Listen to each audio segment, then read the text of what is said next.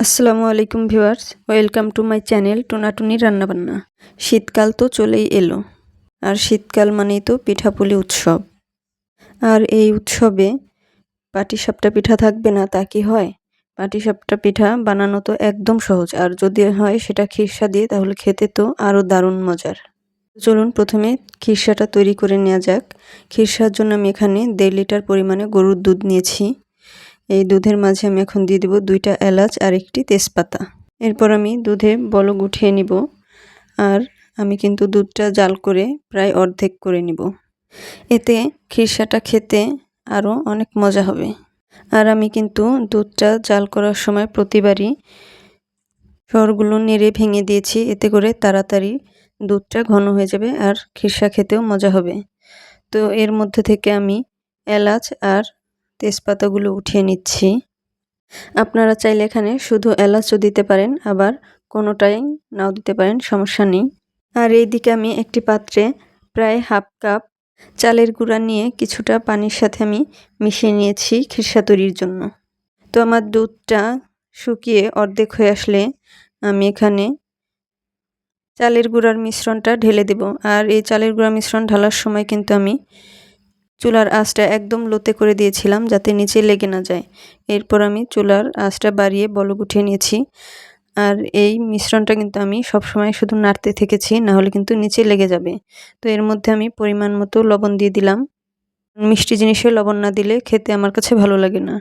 এরপর আমি দিয়ে দিলাম পরিমাণ মতো গুড়, খেজুরের গুড়। আমি আমার মিষ্টির পছন্দ অনুযায়ী দিয়ে নিচ্ছি, আপনারা আপনাদের পছন্দ অনুযায়ী দিয়ে নেবেন মিষ্টির লেভেল বুঝে। আপনারা চাইলে এখানে চিনিও ব্যবহার করতে পারেন। আমার গুড়টা ভালো লাগে তাই আমি গুড় দিচ্ছি। আর এখানে দিয়ে দিচ্ছি হাফ কাপ নারকেল কোড়া। নারকেল কোড়াটা দিলে খিরসাটা খেতে আরও মজা হয়, তাই আমি দিয়েছি। আপনাদের না থাকলে না দিলেও হবে। আর আমি যে গুড়টা ইউজ করেছি, এই গুড়টা কিন্তু একদম আমাদের নিজেদের বানানো গুড়, মানে আমার শ্বশুর তৈরি করেন। আমাদের অনেক খেজুর গাছ আছে, সেখান থেকেই রস সংগ্রহ করে তৈরি করা হয়। এটা কিন্তু আমার আগের বছরের সংরক্ষণ করা গুড়। আর একদম খাঁটি হওয়ার কারণে দুধটা কেটে যাওয়ার কোনো ভয় নেই। আর এই খিরসাটা কিন্তু এই জন্য খেতে আরও অনেক মজা হবে। তো এর মধ্যে আমি দিয়ে দিলাম 1/4 কাপ গুঁড়া দুধ। আপনারা এটা স্কিপ করতে পারেন। তো আমি দুধটা দেওয়ার সাথে সাথেই নেড়ে নিয়েছি, যাতে দলা পাকিয়ে না যায়। এখন আমি খিরসাটা অনেকক্ষণ জাল করে আমার পছন্দ অনুযায়ী আমি ঘন করে নিয়েছি। এর থেকে আর বেশি ঘন করব না, তাহলে একদম বেশি শক্ত হয়ে যাবে। দেখতেই পাচ্ছেন আমি কেমন ঘন করেছি। খিরসাটা শেষ পর্যায়ে নাড়ার সময় অবশ্যই সাবধানে থাকতে হবে, কারণ অনেকটাই ছিটে আসে। তো আমি এখন চুলাটা বন্ধ করে দিয়ে একটি পাত্রে ঢেলে নিব ঠান্ডা হওয়ার জন্য। তো আমি ঢেলে নিয়েছি। এখন এইদিকে একটি বাটিতে আমি পাটিসাপটার ব্যাটার তৈরি করব, তার জন্য নিয়ে নিব 1.5 কাপ চালের গুঁড়া। আমি এখানে ভেজা চালের গুঁড়া ব্যবহার করছি, আপনারা চাইলে বাজারের শুকনা চালের গুঁড়া ব্যবহার করতে পারেন। এরপর দিয়ে দিচ্ছি আমি হাফ কাপ ময়দা। এরপর দিয়ে দেব 1/4 কাপের কিছুটা কম চিনি। এখানে যদি আপনারা লাল রুটি তৈরি করতে চান, সেক্ষেত্রে গুড় গলিয়েও ইউজ করতে পারেন। এখন দিয়ে দেব সামান্য একটু লবণ, আর দিয়ে দিব 1.5 টেবিল চামচ গুঁড়া দুধ। গুঁড়া দুধটা না দিলেও হবে, জাস্ট টেস্ট বাড়ানোর জন্য দিয়ে দিলাম। এরপর আমি শুকনো উপকরণগুলো সব একসাথে মিশিয়ে নিব। এখন আমি ব্যাটার তৈরির জন্য এখানে দিয়ে দেব পানি। এটা কিন্তু আমি নর্মাল পানি দিচ্ছি, মানে নর্মাল টেম্পারেচারের পানি। তো এখানে আমি পুরোপুরি 1 কাপ দিলাম না, 1 কাপের কিছুটা কম দিয়ে মিশিয়ে নিচ্ছি। আপনারা যদি এখানে শুকনা চালের গুঁড়া ইউজ করেন, তাহলে হালকা গরম পানি দিয়ে নেবেন। সেক্ষেত্রে হয়তো পানিটা একটু বেশি লাগতে পারে। আমি এখানে পুরো 1 কাপ দিয়েছি, দেখুন তারপরও ব্যাটারটা অনেকটাই ঘন আছে। আর শুকনা চালের গুঁড়া হলে ব্যাটারটা গুলিয়ে আধা ঘন্টার মতো রেখে দিলে বেশি ভালো হয়। তবে আমার যেহেতু ভেজা চালের গুঁড়া, তাই আমার এত সময় রাখার কোনো দরকার নেই। এখানে আমার মোট 1.5 কাপ পানি লেগেছে।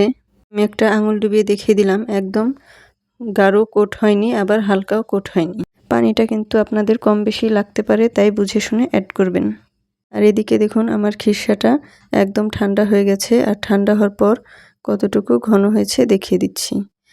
আর এইদিকে আমি এখন একটু টিস্যু পেপার দিয়ে তেল ব্রাশ করে নিলাম। এরপর দিয়ে দিচ্ছি গোল চামচের 1 চামচ ব্যাটার। ব্যাটারটা দেওয়ার পরপরই কিন্তু এভাবে কড়াইটাকে ঘুরিয়ে একটি গোল রুটির মতো করে নিতে হবে। আর এই পিঠাটা বানানোর শুরু থেকেই কিন্তু একদম চুলার আঁচটা লোতে রাখতে হবে। যদি লোতে রাখেন তাহলে কিন্তু পিঠাটা মসৃণ হবে দেখতে। আর যদি জালিদার পিঠা চান সেক্ষেত্রে চুলার আঁচ বাড়িয়ে দিবেন। তো রুটির উপর একটি ট্রান্সপারেন্ট লুক চলে আসলে বা রুটিটা সিদ্ধ হয়ে আসলে দেখবেন পাশ থেকে রুটিটা হালকা ছেড়ে যাচ্ছে, তখনই দিয়ে দিবেন খিরসা। আমি খিরসাটা পরিমাণ মতো দিয়ে এখন পাটিসাপটার পিঠাটা ফোল্ডিং করে নিব সুন্দরভাবে। এখন আমি কিন্তু ভালোভাবে ফোল্ডিং করে নিয়েছি আর আমি দুই পাশে কিন্তু 30 সেকেন্ডের মতো সেঁকে নিয়েছিলাম। দেখুন আবারও আমি আপনাদেরকে একইভাবে আরেকটি পিঠা তৈরি করে দেখাচ্ছি। এই পিঠাটা কোনো ননস্টিকের কড়াই অথবা কোনো তেলে কড়াইতে করার চেষ্টা করবেন, এতে করে পিঠাটা সুন্দর হবে। যদি নিচ থেকে লেগে যায় তাহলে কিন্তু এই পিঠা মোটেই ভালো হবে না, ভেঙে যাবে। সুন্দর করতে চাইলে ননস্টিকের কড়াইতে করলেই সবথেকে ভালো হয়। তো দেখুন আমার কিন্তু আর একটা পিঠাও তৈরি করা হয়ে গেল। এইভাবে করে আমি সবগুলো পিঠা তৈরি করে নিব। আর নিচ থেকে হালকা প্রলেপ উঠে গেলে এইভাবে কড়াইটা পরিষ্কার করে নেবেন প্রলেপগুলো ফেলে দিয়ে, তাহলে পিঠাটা দেখতে সুন্দর হবে।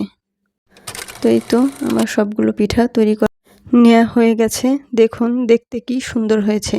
এটা দেখতেও যেমন সুন্দর হয়েছে, খেতেও হয়েছে অসাধারণ স্বাদের। আমার রেসিপি হুবহু ফলো করে আপনারা তৈরি করে দেখবেন, একদম পারফেক্ট হবে ইনশাল্লাহ। আর খিরসাটাও হবে দারুণ মজার। আমার রেসিপিটি যদি আপনাদের ভালো লেগে থাকে তাহলে আমার চ্যানেলটিতে সাবস্ক্রাইব করে দিবেন। আর যদি কোনো প্রশ্ন থেকে থাকে তাহলে কমেন্ট করে আমাকে জানাতে পারেন, আমি ইনশাল্লাহ রিপ্লাই দেওয়ার চেষ্টা করব। দেখুন আমি একটা পিঠা আপনাদেরকে কেটে দেখালাম, কি সুন্দর হয়েছে। এখন একটা ছিঁড়েও দেখাচ্ছি, কি সুন্দর নরম হয়েছে দেখুন একদম। আর ভিতরে খিরসা একদম ঠাসা রয়েছে। আমি একটু খেয়েও দেখালাম আপনাদেরকে, একদম অসাধারণ স্বাদের হয়েছে। একবার জাস্ট বাসায় এভাবে বানিয়ে দেখবেন, সবাই আপনার প্রশংসা করবে। আর এই পিঠা একদম ঝামেলা ছাড়া যখন তখনই বানিয়ে নিতে পারবেন। তো ভালো থাকবেন সবাই, আর সবাই আমার জন্য দোয়া করবেন। আসসালামু আলাইকুম।